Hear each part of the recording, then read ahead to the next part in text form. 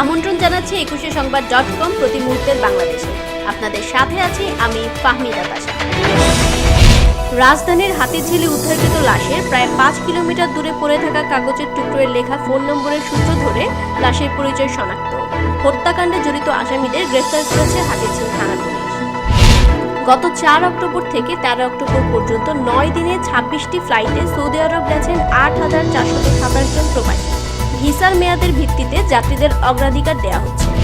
জনগণের মনের ও চোখের ভাষা বুঝতে না পারায় বিএনপির ব্যর্থতা বলে মন্তব্য করেছেন আওয়ামী লীগের সাধারণ সম্পাদক ওবায়দুল কাদের।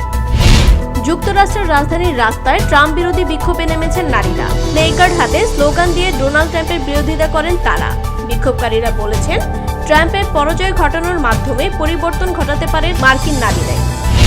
একদিনে নতুন করে 3,24,927 জন শনাক্তর মধ্য দিয়ে বিশ্বব্যাপী করোনা ভাইরাসে আক্রান্তের সংখ্যা 4 কোটি ছাড়িয়েছে।